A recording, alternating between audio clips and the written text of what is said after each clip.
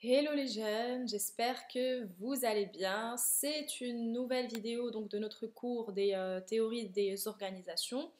Et puis, comme d'habitude, j'espère que vous allez pouvoir suivre et assimiler donc les nouveaux concepts liés à l'organisation Lean aujourd'hui. Alors, juste un petit rappel de ce qu'on a vu jusqu'à maintenant. Nous avons vu dans une première partie les théories classiques, donc ces théories classiques à travers l'école des relations humaines, l'école classique déjà, l'école des relations humaines et l'école néoclassique. Puis nous nous sommes intéressés dans une deuxième partie aux théories modernes qui vont de l'école systémique en passant par l'école de la contingence, l'école décisionnelle, l'école sociologique, l'école ou bien l'approche institutionnaliste et enfin l'économie des organisations. Et aujourd'hui, nous arrivons à la troisième partie et la dernière partie donc de ce cours, liée aux transformations donc organisationnelles contemporaines à travers le lean management, l'entreprise intelligente et enfin l'entreprise libérée. Aujourd'hui, nous allons nous intéresser à ce qu'on appelle l'organisation lean ou le lean management. Par rapport à ce lean management, les notions clés que nous allons voir donc, tout au long donc, de ce cours, nous allons voir le concept de toyotisme, le juste à temps et l'amélioration donc, continue. Et parmi les principaux auteurs donc, de cette organisation Lean, Ono en 1948, Deming et enfin, nous allons voir les travaux de Womack, Jones and Roos qui ont travaillé donc, sur ce concept en 1990. Alors, par rapport donc au lean management, nous allons voir donc dans un premier temps les fondements donc du lean, donc pour comprendre le lean. Nous allons voir premièrement donc le passage du Toyota Production System au lean management, puis nous allons voir les principes centraux du lean. Donc premièrement, quels sont les fondements en fait, les principes fondamentaux donc du lean management? Donc, il faut noter que ces principes, donc les principes du lean management, qui sont largement utilisés actuellement donc, dans l'industrie et semblent s'imposer progressivement donc, dans les services, sont liés en fait à l'histoire du constructeur automobile que vous connaissez, japonais, Toyota. Et au point que l'on parle actuellement, donc que l'on parle parfois du toyotisme pour désigner donc ce mode d'organisation. Et donc, quand cette entreprise, donc Toyota, quand cette entreprise qui fabrique donc des métiers à tisser décide de se lancer donc dans la production automobile, elle se heurte à un marché intérieur de taille très limitée en fait, alors que Ford produit en fait à l'époque plus de 7000 voitures donc par jour. Moins de 2000 voitures sont vendues chaque année donc au Japon et il est donc impossible pour Toyota de miser sur les économies d'échelle donc pour réduire ses coûts de production. La solution en fait qu'ils ont trouvée, c'est de mettre en place en fait, de miser sur en fait, de mettre en place une organisation permettant de faire des économies tout en produisant des petites séries et de développer des ventes à l'exportation. Et donc c'est à partir de 1948, l'ingénieur maison en fait de Toyota, qui s'appelle, que vous connaissez tous, Taiichi Ohno, il met progressivement en place les bases de ce qui deviendra en fait le Toyota Production System, ou ce qu'on appelle le TPS. Donc tout au long de cours, on va le voir donc sous le TPS. Et donc les principes du TPS vont permettre à Toyota en fait, de devenir donc un des plus grands constructeurs automobiles au monde, devançant les constructeurs américains. Ce succès va faire donc du constructeur japonais une référence pour tous les autres constructeurs qui vont plus ou moins adroitement copier donc, le TPS à partir des années 80. Et c'est en 1990, l'ouvrage de James Womack, Daniel Jones et Daniel Roos, donc le système qui va changer le monde, a sans conteste en fait joué un puissant rôle d'accélérateur en montrant statistique à l'appui donc la supériorité de la TPS par rapport à la production de masse donc comme pour Ford, et ce sont eux qui vont populariser en fait l'expression lean production ou production allégée ou production au plus juste, qui est considérée par de nombreuses entreprises comme l'essence du modèle japonais. Donc là, c'est par rapport à l'histoire du Toyota Production System et qui est passé donc au Lean Management. Puis, donc toujours dans les fondements du Lean Management, les principes centraux donc du Lean. Le Lean en fait, c'est un système d'organisation de l'entreprise qui a longtemps été assez peu formalisé, on peut dire. Et on peut synthétiser en fait ce système autour de deux principes centraux, à savoir donc le juste à temps et l'amélioration continue, ou ce qu'on appelle le Kaizen en japonais. Donc premièrement, par rapport au juste à temps, ou ce qu'on appelle les flux tendus, il consiste en fait à ne produire que les quantités demandées par les consommateurs. D'accord? Il ne s'agit pas seulement donc de réduire les stocks, mais de renverser la logique des flux. C'est-à-dire, alors en fait que les grandes entreprises américaines vendent les voitures qu'elles ont produites donc à grande échelle, Toyota va produire des petites séries en fonction donc de la demande finale. Ok? Et là on parle de flux poussés donc par l'amont, par le modèle américain, et du flux tiré par l'aval pour Toyota. Et donc l'organisation doit alors favoriser en fait la flexibilité, c'est-à-dire qu'il est plus important de s'adapter donc rapidement que d'avoir une productivité donc importante comme le cas donc des entreprises américaines.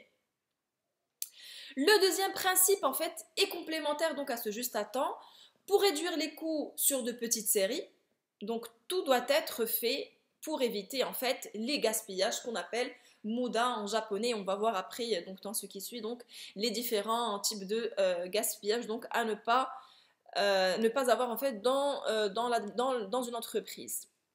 Et donc cela passe donc pour réduire les gaspillages, pour éviter les gaspillages. Ceci passe par une amélioration continue du processus de production, donc comme j'ai dit le Kaizen, dans le but d'obtenir la qualité du premier coup.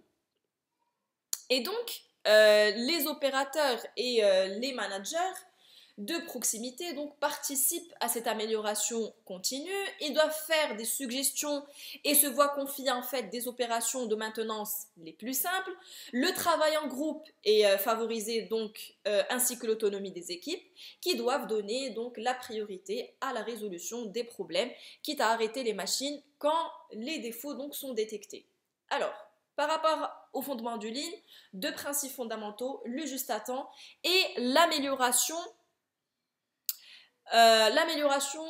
continue donc du processus, donc l'amélioration de la qualité. Mais attention en fait, l'amélioration de la qualité ici ne doit pas être confondue avec une amélioration donc des caractéristiques ou bien des attributs du produit. Nous allons donc travailler, ce dont on va parler pendant ce cours, c'est le processus de production qui est amélioré par la traque des gaspillages. D'accord? Le muda en japonais, comme on a vu, c'est que ici, pour réduire les coûts donc, sur les petites séries, tout doit être fait pour éviter donc les gaspillages. Et Ono, en fait, il a défini cette forme de gaspillage qui doivent être évités. La surproduction, les temps d'attente, les stocks inutiles, les productions défectueuses, la surqualité, donc produire au-delà des attentes du client, les transports et les manutentions qui sont inutiles, et enfin les gestes inutiles des opérateurs. Donc là, ce sont les 7 formes de gaspillage qu'il faut éviter donc dans le processus de production selon Ono pour le toyotisme. Et donc là, c'était par rapport au fondement en fait du toyotisme. Et donc la mise en place d'une organisation Lean, elle prend appui en fait sur un grand nombre d'outils dont nous présenterons en fait dans ce cours que les principaux. Premier outil, c'est ce qu'on appelle en fait le Kanban, ou étiquette en japonais en fait. C'est une méthode de travail qui s'inspire de l'approche Lean centrée en fait sur l'amélioration continue des processus de production. Elle a été en fait conceptualisée en 1950 par l'ingénieur industriel japonais, donc Oino, comme ce qu'on a vu, pour le compte de Toyota, et donc dans le but en fait, c'est d'optimiser en fait la fabrication donc du constructeur automobile, et elle se fonde sur un système à flux tiré, tenant compte en fait des demandes en fait du consommateur, donc de l'aval et non de l'amont. Donc elle tient compte des demandes des consommateurs et non à flux poussé comme le modèle américain. Et donc l'objectif du Kanban, donc l'objectif principal, ou bien les deux objectifs principaux du Kanban, c'est de limiter en fait le risque de surproduction et de gaspillage, tout en réduisant en fait les coûts de production et les délais également. Voyons voir en fait qu'est-ce qui a inspiré en fait Ono. Il s'est inspiré en fait sur quoi pour en fait proposer en fait le Kanban. En effet, Ono il s'est inspiré du fonctionnement en fait, des supermarchés américains. Donc en rayon, dans les supermarchés, une étiquette est présente derrière donc, les produits, et quand un client prend le dernier produit avant l'étiquette, le gestionnaire donc, du rayon doit mettre en rayon la quantité de produits tel qu'indiqué sur l'étiquette. Donc en prenant ce concept, transposé dans une usine, en fait automobile par exemple, cela donne que les pièces à monter sont rassemblées donc dans des bacs avec une étiquette donc indiquant le type de pièces, leur nombre, l'atelier de fabrication et celui de destination. Et quand un opérateur de l'atelier utilisant la pièce termine un bac, l'étiquette, donc, comme dans les rayons, elle sert d'un bon de commande donc, à destination de l'atelier de fabrication, et la production, elle n'est pas planifiée. C'est l'aval, donc si vous voyez sur cette image, les flux physiques donc classiques, on passe de l'amont vers l'aval, mais dans les flux de Kanban, si vous avez remarqué, ce sont des flux inverses, et du coup, cette production n'est pas planifiée, et c'est l'aval, donc c'est l'atelier client, qui déclenche la production au plus juste donc en amont. Donc cette commande va entraîner d'autres productions en amont, et le flux d'informations porté par les étiquettes donc remonte le flux de production. Ceci est par rapport donc au flux de Kanban, qui permettent de limiter le risque de surproduction et de gaspillage, et puis réduire les délais et les coûts, donc en prenant en considération la commande donc dans l'aval. Donc c'est l'aval, et donc c'est l'atelier client qui déclenche cette production.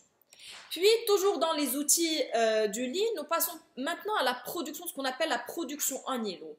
Mais en fait, qu'est-ce que c'est? C'est quoi la production en îlot? Il s'agit d'une comparaison. Nous allons, en fait, ce qu'on va faire, c'est que nous allons faire une petite comparaison avec l'organisation traditionnelle qui va nous permettre de comprendre cela. Donc en fait, si vous voyez, comme vous voyez dans le schéma, dans une organisation traditionnelle, les machines sont regroupées donc par étapes de production. Alors que dans une organisation en îlot, donc en bas, dans une organisation en îlot, excusez-moi, dans cette organisation, des équipes de production semi-autonomes gèrent plusieurs étapes de production, donc plusieurs machines. Si vous voyez, donc dans l'organisation donc classique, on a un seul atelier avec un seul type de machine, alors que dans une organisation en îlot, ce sont des équipes avec plusieurs types de machines, par exemple, qui sont semi-autonomes et qui gèrent plusieurs étapes de production. Et donc l'organisation classique, elle est mieux adaptée donc aux grandes séries, et elle permet également de bénéficier donc des économies d'échelle, mais des stocks intermédiaires donc peuvent se constituer entre les différents ateliers. Mais si un salarié en fait dans l'organisation, donc par exemple si un salarié donc est absent dans l'atelier 2, tous les autres salariés de l'atelier donc travaillent sur les mêmes machines donc, et peuvent donc potentiellement le remplacer. Donc là, c'est par rapport à l'organisation donc classique. Mais dans l'organisation en îlot, pour pouvoir pallier une absence, par exemple dans l'îlot B, il est indispensable que les opérateurs sachent se servir de plusieurs machines. Et ainsi, l'avantage de l'organisation en îlot sont en fait la réduction la réduction des temps d'inutilisation des machines, également à faciliter donc les prises de décision au plus proche du terrain et limiter en fait les stocks intermédiaires. Et puis les opérateurs en fait n'ont besoin de connaître qu'une seule étape de production et les agents de maintenance peuvent se spécialiser sur un seul type de machine. L'organisation donc en îlot est les plus contraignantes parce que tout simplement parce qu'elle suppose plus de polyvalence donc de la part des opérateurs qui doivent être capables, ces opérateurs qui doivent être capables en fait de conduire plusieurs machines et donc l'organisation en îlot elle génère des situations donc d'apprentissage beaucoup plus nombreuses et facilite une compréhension plus vaste donc de production par les opérateurs et les techniciens. Donc il y a un certain apprentissage organisationnel. Et elle favorise également l'adaptation à des productions donc, qui sont différentes. Elle est donc adaptée donc, aux petites séries, donc contrairement au modèle américain. Et cette organisation ne peut être efficace que si les temps de changement d'une série à l'autre sont faibles. Et cela passe en fait par des techniques qu'on appelle les techniques du SMED, Single Minute Exchange of Die, et elles sont basées, donc ces techniques, elles sont basées sur l'utilisation donc de la vidéo, des opérations faites au maximum avant le changement d'outil, donc la mise en place de dispositifs de fixation rapide ou de standardisation en fait des outils. Là, c'est par rapport au deuxième outil qui est la production en îlot qui permet en fait la réduction, donc l'utilisation, la réduction de temps donc d'inutilisation des machines, mais aussi limiter surtout les stocks intermédiaires. Toujours dans les outils du Lean, l'organisation Lean elle ne peut parvenir à concilier flexibilité et faible coût qu'en évitant les gaspillages, donc par un management efficace de la qualité.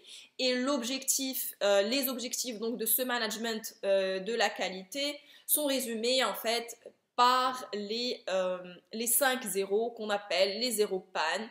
C'est-à-dire la fiabilité des installations, les zéro défauts, c'est-à-dire qui sont liés à la qualité des produits, le zéro stock, c'est-à-dire qu'il faut une réduction des stocks de fabrication, le zéro papier, l'élimination des lourdeurs administratives et les zéro délai, c'est-à-dire l'élimination donc des retards. Et puis, ces 5 zéros ne peuvent devenir réellement des buts que si l'organisation est entièrement orientée vers leur atteinte. Donc, il faut que l'organisation doit être orientée vers l'atteinte donc, de ces 5 zéros. Revenons en fait à notre schéma. Donc, dans l'organisation classique, en cas de panne d'une machine, donc si vous voyez comment sont organisés les ateliers, en cas de panne d'une machine, les 3 autres machines continuent quand même à fonctionner. Et il est possible de piocher dans les stocks intermédiaires également. Alors que dans l'organisation Lean, une machine en panne bloque très rapidement donc la production de tout l'îlot. Donc cette organisation qui est certes plus fragile fait que la réduction donc, du nombre de pannes n'est pas un simple slogan, mais c'est un objectif parmi d'autres et une contrainte qui est forte donc, pour atteindre donc, son management de la qualité. Et puis pour atteindre en fait ces objectifs, l'organisation Lean fonctionne avec des groupes de travail permanents qu'on appelle les cercles de qualité, donc qui permettent en fait d'atteindre ces 5 zéros et également donc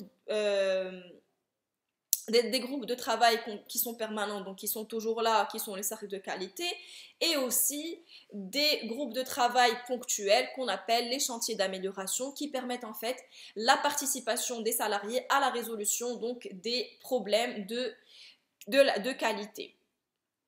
Et puis, ces groupes, donc ces cercles de qualité et ces chantiers et les chantiers d'amélioration utilisent une démarche d'amélioration continue qui est schématisée par ce qu'on appelle le PDCA ou la roue de Deming. Qu'est-ce que le PDCA ou la roue de Deming?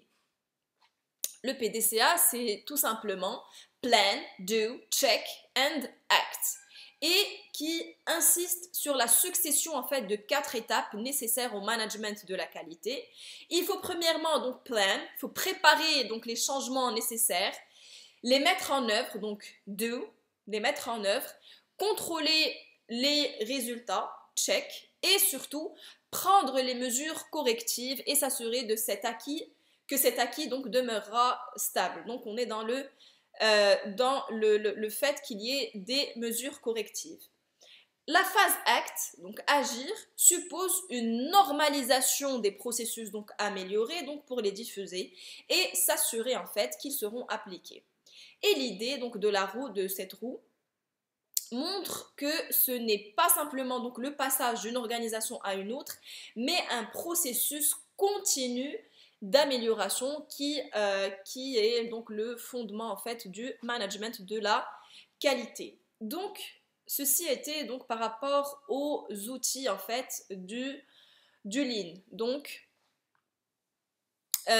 ces outils du Lean, on a vu le Kanban, l'amélioration donc continue et puis surtout un management de qualité qui soit efficace et efficient à travers le concept des 5 0 et le PDCA, le Plan, Do, Check and Act. Nous passons maintenant en fait au débat sur le Lean en fait.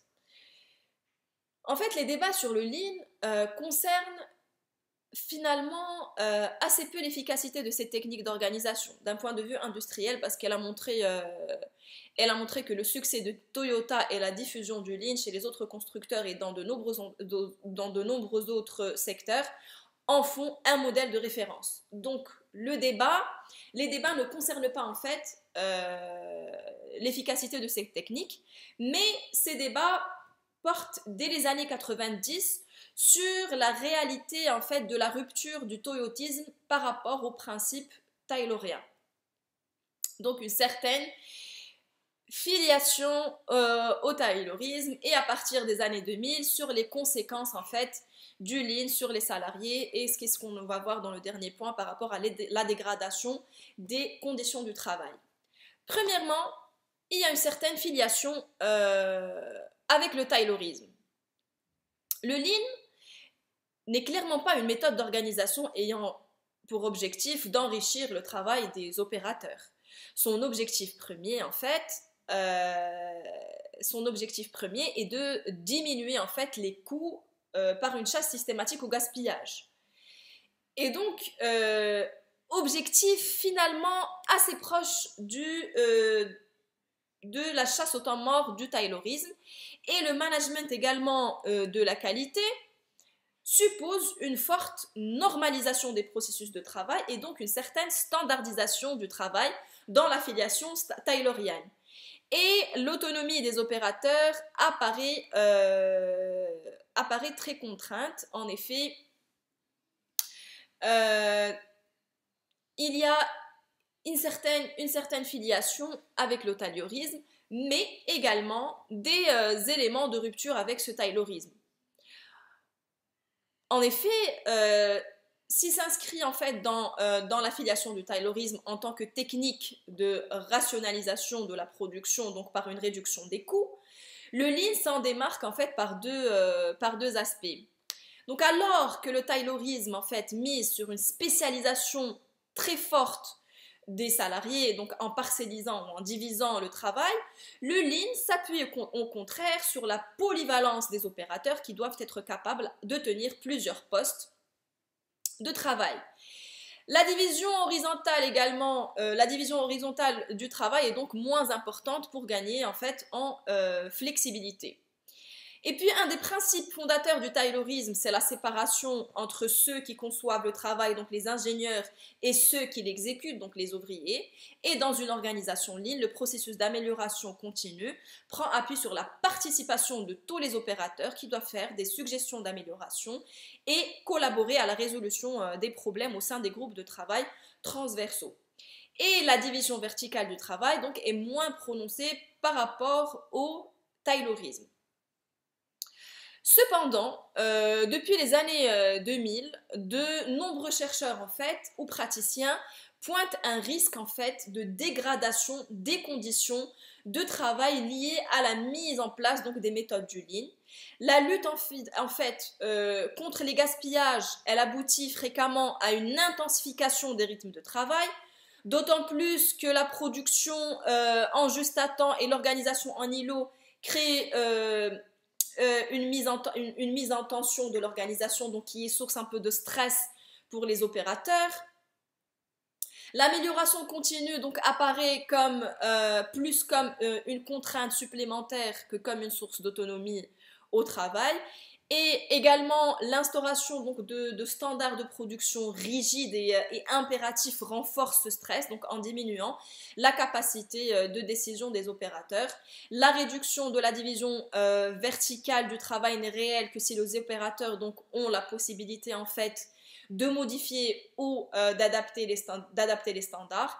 Et le travail en fonction donc, de standards préétablis pose encore plus de problèmes quand une part en fait du travail est difficilement objectivable, comme c'est le cas en fait dans les services. Et enfin, la mise en place du lean n'a parfois pas grand-chose à voir avec les principes de son fondateur Ono, mais sert alors en fait d'habillage à une classique chasse au coût. Donc quand les managers de proximité n'ont pas la possibilité de modifier ou bien d'organiser la participation des salariés parce qu'ils doivent avant tout atteindre la production journalière et que l'implication des opérateurs consiste à répondre aux questions des consultants chargés d'élaborer les standards. On est vraiment très loin de l'esprit original, donc originel du lean. Donc là, c'est les différents points qui ont été critiqués, donc une certaine filiation avec le taylorisme malgré quelques points et des éléments de rupture comme la polyvalence des opérateurs, comme la division verticale qui est moins prononcée, qui même là une certaine flexibilité, etc. et la participation des opérateurs, mais quand même le débat plusieurs débats, plusieurs critiques, des chercheurs ont mis le point exact également sur la dégradation des conditions de travail. Donc tous ces points montrent quelques points faibles en fait, donc quand même d'une technique d'organisation qui a fait le succès et qui a été diffusée chez la majorité ou un grand nombre des constructeurs et dans d'autres secteurs donc qui en ont fait un modèle de référence. Ceci, les jeunes, c'est par rapport au lean management. Récapitulons à travers donc ce schéma ce qu'on a vu aujourd'hui. Donc, le toyotisme est une forme d'organisation du travail qui consiste à réduire les coûts de production, à éviter la surproduction, donc diminuer les délais et produire de la meilleure qualité possible. Et donc, elle se fonde sur ce qu'on appelle le juste à temps et sur de nouvelles règles donc de management.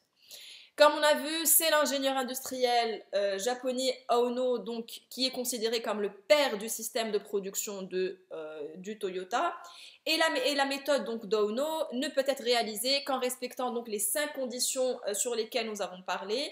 Le zéro délai, c'est-à-dire que les produits sont fabriqués quasiment à la demande, donc c'est la production à flux tendu. Le juste à temps ou la méthode donc, de Kanban.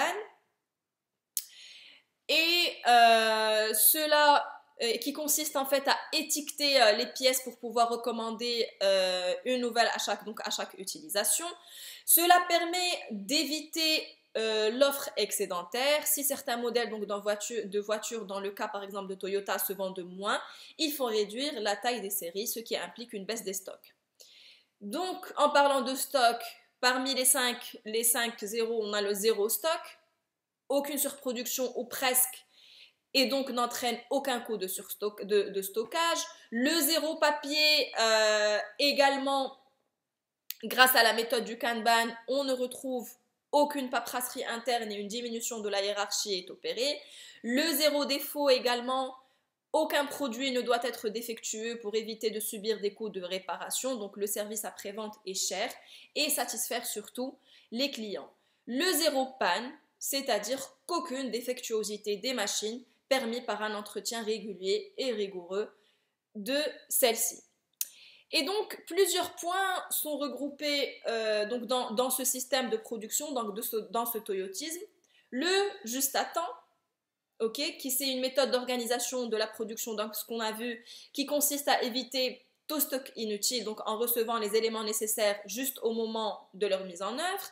L'automatisation également donc des machines, comme ce qu'on a vu dans l'organisation en îlot, et la contraction d'autonomie et d'automatisation, c'est la capacité d'une machine à s'arrêter dès qu'elle rencontre un problème. Un seul superviseur peut alors surveiller toutes les machines. On a également le Kaizen. C'est la philosophie ou la démarche qui consiste à une amélioration continue, pas à pas et non radicale. Ici, donc, ce qu'on a vu, c'est un principe d'automatisation donc des équipes chargées de définir les temps standards de production et donc de se répartir donc les diverses opérations de fabrication d'un produit afin de travailler en fait plus efficacement et certes plus rapidement. Le Kanban, enfin, qui est le système d'étiquetage et qui permet de constamment de connaître l'état du stock et donc de ne commander seulement les pièces nécessaires à la production. Et enfin, le cercle de qualité, qui est le groupe de travail composé d'opérateurs et de cadres constitués autour des activités donc du Kaizen et qui couvre les questions de qualité, de maintenance, de sécurité et de prix de revient, etc. Donc un schéma récapitulatif donc de ce lean management ou bien le toyotisme, le concept de production de Toyota. Et donc le cours touche à sa fin. Et je vous dis au prochain cours. N'hésitez pas à me poser des questions, à faire des recherches, à faire vos fiches comme d'habitude. Et je vous dis à la prochaine séance et puis portez-vous bien. Au revoir.